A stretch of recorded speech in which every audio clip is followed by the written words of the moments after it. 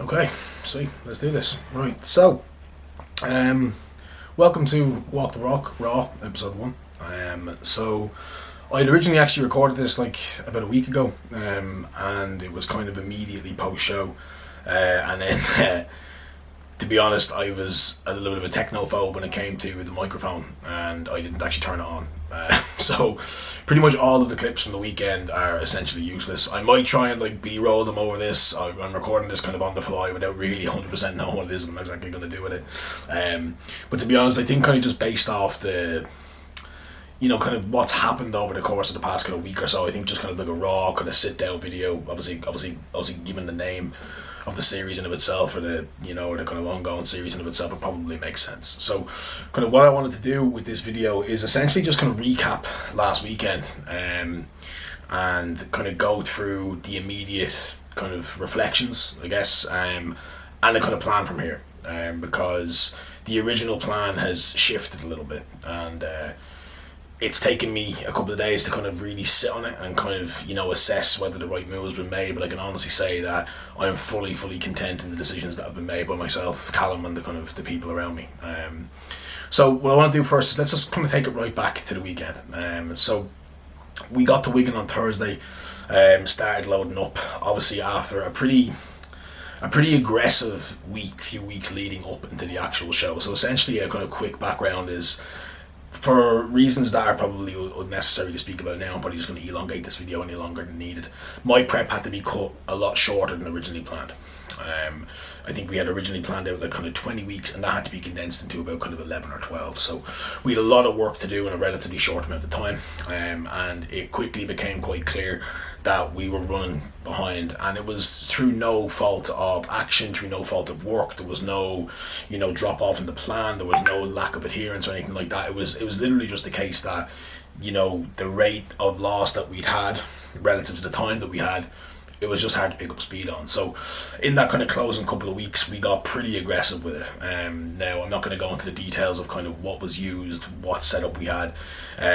In brief, there were things at play that are often frowned upon in terms of people's incapacity to understand how they operate, and how it works. But at the same time, there was also an hour's cardio a day, 20,000 steps a day. I was on about 1,400 calories of pro veg, so I think like active calories away from veg, I was probably on about 1,000 calories a day. Weighted vests, hit sessions, you name it, I was doing it. Lipolytics were in. Obviously, I'm an assisted athlete, so lipolytics were in. Only moderate androgen load, nothing too crazy in that respect, but it was more so just the level of output, and obviously the kind of the level of drive and driving factors for lipolytic action that were probably on the heavier side, out of necessity. It was what had to be done at that point in time. So anyway, that was kind of the work in the lead up to actual show day. And when we eventually got to the point where we were kind of in those kind of closing 2 weeks, condition was pretty much there. We were within striking distance, and we closed in, we got it done, and we wrapped it up. It was not easy. I had a pretty unconventional prep in the sense that the work that had to go in was pretty heavy.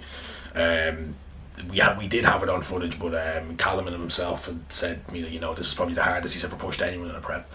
And that's saying something in of itself. So anyway, we got to show weekend, which was the 16th of July, so I actually arrived on the 14th, which was a Thursday, and we began kind of loading up, and everything was moving really well. We were kind of pushing kind of 700 grams of carbs in over the course of the first day, and we kind of done the same the second day with a slightly more unpredictable meal, i.e. kind of like a burger or fries meal the night before, and everything was moving incredibly well. For kind of what I was presenting at that time, it was the best I was going to look, and to be perfectly honest, it's the best I have ever looked from a condition standpoint, 1,000%. I was very happy, I was very content. I knew there was no more that I could have done to deliver a better look in the day. There was nothing I could have done. I really couldn't have done any more. So kind of fast forward through, and the show day came about, and we had three classes, so because I'm a first time NPC competitor and the original plan was to continue to sustain work towards the kind of British finals, I decided to do first timers, beginners, and novice. I decided to do three classes, again, just getting the stage time that I needed, again, just kind of get comfortable with being in front of judges, being in front of a crowd, running through my routine, running through my quarter turns as many times as possible in that kind of stage competition based environment. So we did that. First class was the beginners class, was me and one other guy who was actually a client of Mr. Tom Hames, and he looked incredible. He was about 6'5", 6'7", really, really tall guy, very, very imposing on stage, and he took the win in that class. And to be perfectly honest, I think I kind of knew he was going to win the class before he even got on. But that kind of set the tone for my mentality for the kind of remainder of the day. I was kind of immediately deflated. At that point in time, anyway, I was pretty deflated. And I began to realise that this probably wasn't going to go my way today, and that really, really hurt me. Not because I felt as though that there was any wrong decision made. I think actually within every single class that I did, the judges made the right call. The better athlete won in every single sense. I lost because I wasn't as good as the other guy, and there's no other way to explain other than that. However, I like many other people, I set really, really high expectations for myself. I think as athletes, we don't compete for second place. We never do. And it's not like I went in there thinking I was going to dominate or thinking that I was going to go in there and walk out with everything, but I just think the way that things ran, the way that things went, it just didn't meet my own personal expectations of myself, what I think I should be able to achieve in of myself, the work that I put in and what I'd expected to get out of it in terms of like the return. And I don't like using the word expect because it kind of sounds like, I feel as though I should have won, but that's not really the case at all. There was a feeling of embarrassment and kind of like shame, largely down to the fact that I had a really, really big group of individuals come and support me. I obviously had Oscar, I had Cal, Zach, I had all of my friends from the local area in Manchester, all of my Irish friends came over, and many, many more people who came out specifically just to see me from the gym, and I felt like I let them down. At that point in time, I really, really did feel as though I let them down. I was pretty upset. Eventually I came off my third class, which was the novice class, which again, when I look back on it, within every class that I did, bar one, there was actually only two of us. So within the beginners class, there was only two. Within the first timers class, there was only two. Within the beginners class, there was only one, i.e. me. So I kind of won in a no contest, but that doesn't really count. And in the novice class, there was myself and Zach Leeson. And Zach Leeson's also a super heavy who came down from the open to try and test himself in the novice because he qualifies as a novice. And he won, and he should have won because he was the better athlete in the day. But like I said, kind of following that, I was pretty deflated, if I'm honest with you, and I sank within myself like a lot of athletes do, and immediately Cal pulled me aside, and he did what he always does, and he came to my beck and call, and he came and he assured me that there was more to this.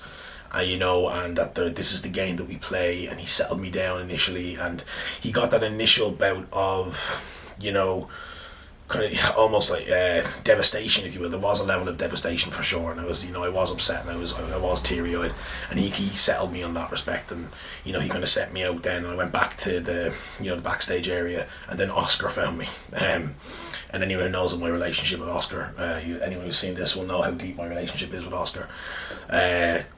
Oscar came and found me, and I immediately broke down. I just grabbed him and I cried, and I was apologising to him. I told him how sorry I was that I let him down. I told him how I wanted to do more for him, and I wanted to do more for everyone, and I wanted to deliver more. And Oscar immediately, with just the incredible way that he thinks and he talks and he resonates with people, he was able to immediately put me back into a more kind of clear-headed space. And one of the things that I took away from the conversation with Oscar, like I do a lot of conversations with Oscar, is that sometimes the worst thing that can happen is that you win too soon. And at that point in time, I couldn't really see it, but that's how it turned out to be. And now I didn't just immediately perk up, I didn't just immediately feel fantastic straight after that conversation, but I definitely had a new interpretation of kind of what had just happened, and I was able to look at it from a little bit more of an objective viewpoint rather than in that kind of singular, kind of devastated, I'm a terrible athlete, I've let everyone down kind of mentality that I was in previously. So I was able to kind of go outside then. I obviously met Grace, I met Ryan and all the boys, and kind of just started to just kind of get into the kind of community vibe that was there. And eventually I was kind of distracted from what had happened, and kind of I just became kind of warped into the amount of people that were around me, and the specific people who were around me, like people who you've followed for years, and you've kind of, you've kept up to date with for years, like, who begin to know your name, and who are interested in what happened, and who are congratulating on your work, and, kind of helping you see the positive side of the experience you just had. People like Jack Torber and Rob Taylor, Pavel, Kuba, Nathan Stiles. Like, I could just keep naming these people out who are like within our kind of immediate communications, and it's like, I became kind of like almost distracted by that. I was like, I'm very much in this now, and it gave me an opportunity to kind of take a step back and kind of, step away from the, the kind of immediate sadness that I kind of had not too long beforehand. Eventually, anyway, I had a conversation with Cal. He sent me back to the Airbnb to just kind of get freshened up, have a shower, just kind of clear myself up, clear my head a little bit. And he asked me to come back, and he asked me to kind of come back and take a picture with him before I leave. So I came back, not thinking too much of it, just come back, take a picture, dip, get ready for the British. But when I got there, he actually pulled me aside and he said, we need to have a conversation. So we went outside, and he spoke to me about the fact that he thinks that the best thing for me to do now is actually to park the prep here, and to abstain from doing the British and to abstain from doing Texas later on down the line. And now, when I first heard that, my immediate thought was like, I feel like I'm giving up. And that was quickly kind of pushed aside when I listened a little bit more, and I just kind of sat down and I kind of just listened to his thought process behind the whole thing. So, what I had to do to get to the level of condition that I did, and kind of, presentable condition on the day, was pretty aggressive, and it probably did show in the look that I presented on the day. There was probably a lot of depletion. There was probably a capacity whereby the body was just never going to fill up no matter what I did at that point in time. And there was probably going to be a fine line between the, filling up and spilling over, and like, etc., etc. But there was really no way for me to be 100% on at that point in time from like a fullness standpoint. Condition wise, sharp as nails. And, from that point onwards into the British, it was definitely possible for me to get better. But based off kind of what we learned on that day, who's going to be within the novice class at the British, the likelihood of me being better enough to take the win was pretty unlikely. And that's just a realistic view, and the realism that's needed within this situation. I was not going to be good enough to be 25 kilos of muscle heavier and beat Zach in a couple of weeks' time, and whoever else decided to show up. The likelihood of that is pretty low. Zach has years of competing experience in front of him, and 20 kilos of tissue on me. And despite the fact that I could definitely, push it and probably almost rebound into the British a little bit, I probably still wasn't going to be good enough to win. And I would have been aware of exactly what was going to happen, or at least I would have been aware of who was going to show up and kind of what the nature of the competition will be. Up until the MK, I didn't really give a fuck who showed up, because I was very process orientated. And despite what anyone says, it's difficult not to stay aware of who is going to be in your class when you know they're going to be there. So I probably would have kind of carried a certain level of anxiety with me through to the British, and that probably would have changed almost like the kind of the way that I view the prep and the mental outcome of the prep and my behaviours between now and the British. There probably would have been a lot more anxiety. There probably would have been a lot more, kind of worry. There probably would have been a lot more doubt than I'd had up until that point.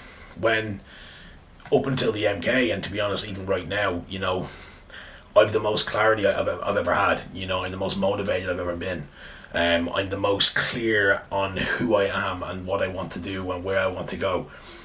And if I was to continue to sustain the work through the British, knowing that that goal that I'd originally set out for myself was very, very unlikely to be met, it probably would have totally changed the way that prep impacted me in the long term. And then if you kind of track back, right now, or at least right at that point, well, right now, I'm the most sensitive I'm ever going to be. I'm the most responsive I'm ever going to be. Like I said, I'm the most motivated I've ever been. I'm the most clear I've ever been. I know exactly what I want. I know exactly what I want to do long term. There's a burning want in me that hasn't gone away. It's the exact same feeling I've had since the entire prep, and nothing has changed. And when you look at it that way, and when you look at the long-term goal, and when you look at the, when you look at it in the sense of like, what do I want long-term, which is to crack a pro card, why would I sustain work towards something that's likely not going to be achieved when I can look more long-sightedly at what I do want long term and take advantage of this moment in time right here where everything is aligned for me to move towards that goal. You know? So, in saying that, the decision has been made to actually leave prep here and to move directly into an off season. And a lot of people will shy away from the idea, or potentially they'll knock down the idea of a quote unquote rebound. And in most cases, that's something that I would be personally shying away from as well. But my overall exposure to androgens and my exposure to prep in of itself ended up, of course, being a lot shorter than we had planned. You know, had I sustained this prep for the 17 to 18, 19, 20 weeks it was originally planned for, then this would probably be off the cards. But the reality of the situation is that I only really had any kind of exposure to the stress of androgens and kind of everything else for about 11 to 12 weeks. Now, towards that latter 2 weeks, and that latter 6 weeks, there was quite a lot of stress. But from an androgen exposure point of view, it was actually still pretty moderate to low. But however, what we've decided to do now is continue to sustain the work through the next couple of weeks, 14 weeks to be specific. Now I'm going to run through this in a little bit more detail, I think, in a kind of next video. I don't want to have this video to run any longer than it needs to be. But like I said, at that original point in time when I was first kind of given that potential idea of parking things here, I was definitely a little bit hesitant in the sense I was like, am I giving up here? But as I started to settle on the idea, and as I drove home from Wigan, and I got back home and I went for a sleep and I woke up and I thought about it more and more, it just made more and more sense to me.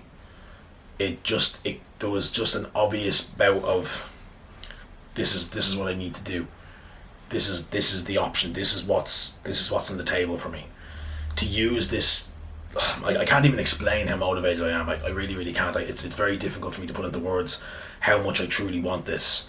And you know what that's translated into is that for the past kind of week or so that I've been running through this kind of rebound off season, whatever you want to call it, I've treated it the exact same way I have a prep. I've enjoyed some meals here and there, and you know I've been ticking off my little hit list over the course of the past couple of days within the plan that Cal set up for me. But I've been treating it the exact same way. Literally nothing has changed. I'm doing daily cardio. I'm still up at 3:30, 4 o'clock every morning. I'm still journaling. I'm still getting my shit done. I'm still running abs. I'm still posing every day. I'm checking in with Cal every other day. You know, I'm doing the exact same things that I've been doing. I'm just moving in the other direction. And I know for a fact that this is where I'm going to thrive. I know for a fact that I'm going to be able to sustain this. And I know for a fact that if I continue to sustain it the way that I am, the impact on my physique and the impact on the way that I look is going to be massive. And I know for a fact that this is going to be the opportunity, the biggest opportunity that I have to close the gap. Because the reality is that it's just not there yet. You know, I'm just not good enough. I'm not good enough a bodybuilder to be cracking top placings at a national level, never mind a pro card level, or kind of a pro qualifier level, pardon me. But I know I can be. And what the gap is for me is tissue and time. And I've got time in spades. I'm young still. I'm healthy. My overall exposure over the course of the past, kind of 2.5 years since I've worked with Cal has always been moderate. It's never been crazy. So the runway for us now to give things a little bit of a bump north relative to my goal is there, and it's available, and it's something that I've wanted to do for a while now, and we're in it. We're running this now, and we're in this process, and I'm very, very, very content with the decision. I really, really am. I can honestly say that I'm incredibly content on the decision that's been made now.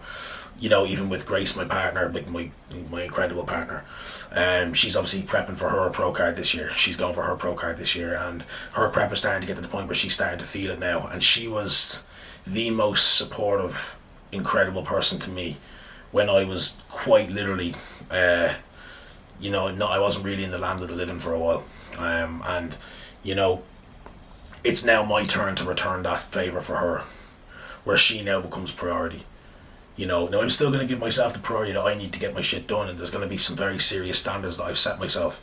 And again, I'll outline those in a different video, the setup, the plan, how things are going to run, what I'm doing, etc., etc. But there's some very significant and specific standards that I've set myself as an athlete that I will be continuing to make sure that I stay on the ball with, without fail, without question, because they're my non-negotiables. But now she requires my attention. She requires help, she requires guidance, she requires my support, and I know for a fact if I was to continue into the British, my ability to support her now would be so poor, because I'd not only be trying to support myself, move myself forward, but at the same time I'd also be dealing with what I know was going to be that inevitable kind of worry and doubt that's coming off the back of the MK, you know. And then if I look at it again, I look at it in another direction. Like, let's say I went into the MK and the results went my way, right? The beginners class had me and one other guy in it. And let's say I'd won that. Okay, I won the beginners class. Fantastic. The novice class, you know, had it not been a case that Zach pulled down from the opens, I'd have won that class. I'd also have won the beginners class. I honestly think I'd be left with more confusion than anything, if you really think about it. You know, I'd have taken the novice, you know, I'd have taken the beginners, and even if you look at it objectively, had I lost the first timers, won the beginners, won the novice, I wouldn't know what to do. I'd be like, what does this even mean? You know, so it's kind of like what Oscar said. You know, sometimes the best thing that can happen to you is that you lose and you don't win too soon. And I kind of said it on an Instagram post the other day that although at the time it felt like the worst possible moment, it was the best possible outcome, because it's given me a very, very clear-cut answer on what I need to do right now, and what the actionable steps is off the back of it. And like I said, I'm very, very, very content on decision. I really, really am. So that's pretty much how things are going to be running. That's pretty much kind of how things are set up. Obviously, originally this video had been set to be, you know, kind of like a full kind of show day kind of review and, you know, clips and, you know, going through the weekend and etc. etc. But it just, you know, technical difficulties sort of fucked that up. So the first episode of Walk the Walk Raw is essentially a show day recap. Like I said, I might try and b-roll some clips and, you know, try and kind of make it a little bit more artsy than just simply me sitting here talking, because there were some really cool moments, you know, having Cal pop over, having Loki pop over, you know, kind of like having him look at my physique in person and meet me in person was really, really special. You know, it really, really was, because obviously, you know, my relationship with Callum is a very, very strong one. Obviously my admiration of Callum is incredibly strong as well, so kind of being in it as the athlete for the first time since we've worked together was really, really special. So that was a really, really, really cool moment for me, and that was a really, really cool experience for me, and I'll take so much away from this, because like I said before, and I probably feel this sound like a broken record saying this prep has been the most transformative, positive experience of my life. 1,000%. I've had a lot of incredible things happen in my life, I really, really have, but this prep has been the most transformative in the sense that it's given me the most amount of clarity on what I want to do and who I am and how I need to go about it. You know, when you watch the original Walk the Walk videos, I kind of tout the, you know, I'm a coach first and athlete second, but I'm not a coach first and athlete second. I'm both of those things wholeheartedly. And I want to be both of those things wholeheartedly. And right now, while I'm young, while I'm healthy, while I have the space, while I have the time, I'm able to be both of those things. And I'm going to be both of those things. Because I have absolutely no excuse to not be both of those things. Because, you know, the gap between me doing anything and giving 100% is simply just work. I just need to be organised. You know, and organised is what I am. And organised is how I plan to stay. So hopefully over the course of the next, you know, honestly, however long it takes, you know, you're going to see me grow as a coach, you're going to see me grow as an athlete, hopefully both physically, mentally and everything else. And over however long this is going to take, or however long this is going to last, you're going to see me develop towards the point where, you know, my business is running well and I'm coaching high level athletes, and, you know, my own athletic and, you know, my own competitive career is moving at a similar pace. And, you know, with Walk the Walk Raw, I want to use this as an opportunity to, you know, kind of get in on that process. I'm going to continue to work with Jay. Jay's going to continue to produce high quality content for me as regularly as we see fit. But this will be kind of, you know, filter content that's also going to come in to actually document the process day to day, and to document the work day to day, and to take a slightly different approach to quote unquote vlogging than you would have seen before. How exactly I'm going to do that, I'm not 100% sure. But I just want to make this something different. I really, really do. I want to make this something that people are excited to look at and people take value from and people can apply to their own life, to their own coaching, to their own training. I want to create value, and I want to create the sustenance of value, because, you know, getting onto YouTube in the first place through the, you know, the kind of foundational walk to walk videos has really kind of allowed me to see the impact of content, and the impact of, you know, consistently showing up and consistently producing valuable content, and that's kind of what I plan to do. And I want to do it across multiple mediums. I still want to continue to use Instagram. I still can obviously use the higher quality work that Jay is going to do for me, but then layering in these walk to walk raw videos to just give you an insight into, like I said, not just Ross the athlete, the coach, but Ross the person. Just to document my day to day, have a bit of fun at the same time. When I'm doing something random or we're doing something enjoyable, or just documenting the week as it comes, and then trying to kind of purvey value and purvey work in between that. And then, like I said, hopefully doing that kind of in the overarching way that's a little bit different to what you've seen before.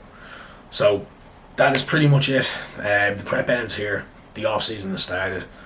Walk the Walk Raw begins, and I'm excited. I really, really am excited. Like I said, this is a real kind of transformative period of time for me, and I feel as though a lot of things that were kind of in the balance in terms of, do I want this? Do I want that? Can I do this? Can I do that? They're all tying together now. I have a lot more of a clear-cut awareness around what it is that I want to do.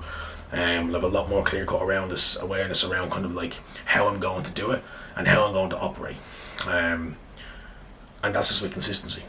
And fingers crossed, that consistency, repeated, and then repeated again, leads me to where I want to be within business, within bodybuilding, maybe even within YouTube, who knows, and we'll go from there.